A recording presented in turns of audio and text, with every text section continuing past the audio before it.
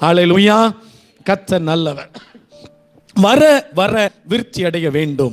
வர வர விருத்தி அடைந்தவர்கள் அநேகரை பார்க்கிறோம். தேவன் ஆரம்பத்தில் அபிஷேகம் பண்ணி ராஜாவாய் வைத்த சவுலாய் இருக்கட்டும், சவுல் தேவன் தான் அவரை அபிஷேகம் பண்ணினவர்.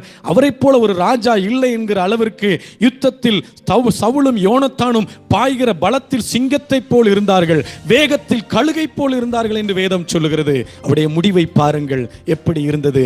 ஆவியானவர் அங்கே இல்லை, அங்கே இல்லை. முடிவு, நம்முடைய முடிவு எப்படி இருக்கணும்? ஆரம்பம் அற்பமா இருக்கலாம் ஐயா, ஆரம்பம் தடுமாற்றத்தில் போகலாம், ஆனா முடிவு எப்படி இருக்கணும் தெரியுமா? நான் இயேசுவோடு ஓட்டத்தை ஓடி முடிச்சேன்னு சொல்லணும். ஆரம்பத்தில் ஜொலிச்சிட்டு பிற்பாடு ஃபீஸ் போன பல்பு போல நம்ம ஆயிடக்கூடாது. ஒன்றுக்கு உதவலன்னு தூக்கி நம்ம வீட்டில் எத்தனை பல்புகளை தூக்கி எரிகிறோம். மங்கி எரிகிற திரிய அணைக்காத தேவன் அந்த எண்ணெயை காத்துக்கொள்ள வேண்டும் என்று தேவன் விரும்புகிறார். வருகை நாட்கள் சமீபம் ஆயிடுச்சு. நாம் புத்தியுள்ள கன்னிகைகளாய், புத்தியுள்ள சபையாய் நிற்க வேண்டும் என்று வருகிற காலங்கள் கலியுகமாய்த்தான் இருக்கிறது. பாருங்க, பொல்லாங்கன் எங்கும் சுற்றித் திரிகிறான். சாத்தான் எவனை விழுங்கலாமோ என்று வகை தேடி சுற்றித் திரிகிறான். அவனுடைய வலையில நான் விழுந்திடக்கூடாது. ஆண்டவரே, ஆண்டவரே, நான் நாம திரியலாம், இப்ப அணையலை.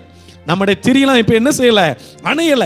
கொஞ்சம் ஒவ்வொருவருடைய பலத்திற்கேற்ப ஒளி கொடுத்து கொண்டிருக்கிறோம். நான் நம்புகிறேன் தேவன் ஒரு அபிஷேக எண்ணெயை கொடுத்து இன்னும் பிரகாசிக்கிற ஒரு நட்சத்திரத்தை போல உங்கள் விளக்கை இன்னும் எரிய பண்ணுவார். அந்த விளக்கை கொளுத்தி மரக்காலால் மூடி வைக்காமல் விளக்கு தண்டின் மேல் வைப்பார்கள். எதற்காக?